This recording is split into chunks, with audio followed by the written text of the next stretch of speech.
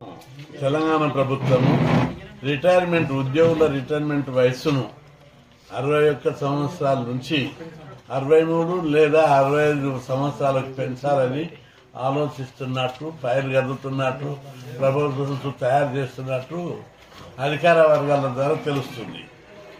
ఇది చాలా దుర్మార్గం. దీన్ని తీవ్రంగా వ్యతిరేకిస్తాం. ఇప్పటికే 58 నుంచి 61 పెంచారు. నిరుద్యోగుల పొట్టగొట్టారు. అప్పుడు ఏదో పాపం పోనే ఊకున్నాం. ఇప్పుడు ఇంకా 61 నుంచి 63 లేదా 65కి వేస్తే రాష్ట్రం అగ్గాయం మండుతుందని చెప్పి ప్రభుత్వాన్ని హెచ్చరిస్తున్నారు. రిటైర్మెంట్ ఏజ్ను పెంచాలని ఎవరు అడిగినా? ప్రజా సంఘాలు అడిగినాయా? ఉద్యోగ సంఘాలు అడిగినాయా? ఉద్యోగులు ఎవరైనా ఇండివిజువల్గా అడిగిందా? లేకపోతే రాజకీయ పార్టీలు అడిగినాయా? ఎవ్వరు అడగలేదు. ఈ ఒక్కరు కూడా అసలు ఉద్యోగులే వద్దంటున్నారు. మాకెందుకు, మేము రిటైర్మెంట్ అయ్యి పెన్షన్ తీసుకుని హాయిగా తిని పనుకుందామంటే ఈ రేవంత్ రెడ్డి అనవసరంగా మా ఏజ్ పెంచి మాకు కాళ్ళు చేతులు వణుకుతున్నాయి, పోయి కష్టం మళ్ళీ పోయి మాకు డ్యూటీ చేయమంటున్నాడు అని చెప్పి బాధపడుతున్నారు ఉద్యోగులు అందరూ.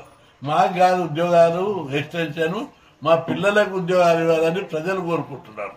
కాబట్టి ఇప్పటికైనా ముఖ్యమంత్రి గారు ఈ ప్రపోజల్ను అన్కండిషనల్గా రిమూవ్ చేయాలి. ఎందుకంటే ఎవ్వరు కోరతలేరు. ఇది ఒకవైపు నేను గద్దెనెక్కించింది ఎవరు? నిరుద్యోగులు. ఒక్కొక్క నిరుద్యోగి కారు తీసుకొని ఇల్లు తిరిగి కిరాయికి ఒక్కొక్కరు 30,000 ఖర్చు పెట్టుకున్నారు నిరుద్యోగ సంఘాల. నా ఉద్యమంలో పాల్గొన్న నాయకులు ఊరు తిరిగారు, ఇల్లు తిరిగారు. మొత్తం మనకు ఉద్యోగాలు రావాలంటే రేవంత్ రెడ్డి రావాలి అన్నారు.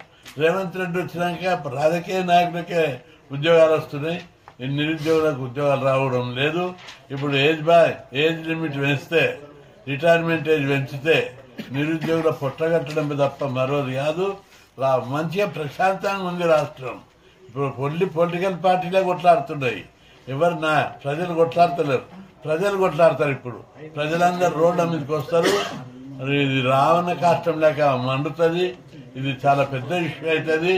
అది లైట్ గా తీసుకోవద్దు. మేము ఏం చేసినా జరుగుతుంది అనే ధోరణి, నిర్లక్ష్య ధోరణి, అహంకార ధోరణి విడనాడాలని చెప్పి ప్రభుత్వాన్ని హెచ్చరిస్తున్నా. ఎవ్వరు ఊరుకునే ప్రశ్న. ఈరోజు ఉదయం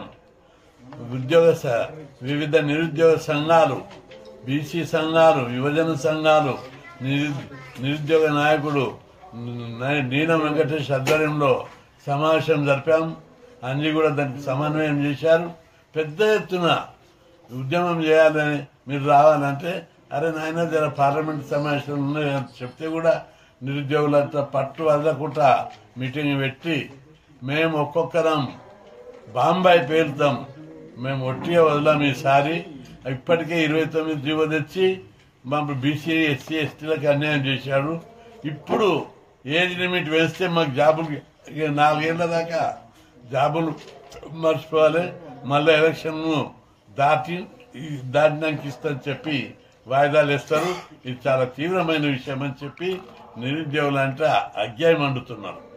ఇది అగ్గి రావణ కాష్టం లేక తయారవుతుంది. కాబట్టి ముఖ్యమంత్రి గారు వెంటనే దీన్ని ఉపసంహరించుకోవాలని చెప్పి రాష్ట్రంలో 16 లక్షల మంది నిరుద్యోగులు ఉద్యోగాలు లేక రోడ్ల మీద తిరుగుతున్నారు. ముఖ్యమంత్రి గారు ఏం చెప్పిండ్రు? మేము అధికారంలోకి రాగానే 2 లక్షల ఉద్యోగాలు భర్తీ చేస్తామన్నారు. కానీ 70,000 ఉద్యోగాలు కూడా భర్తీ కాలేదు.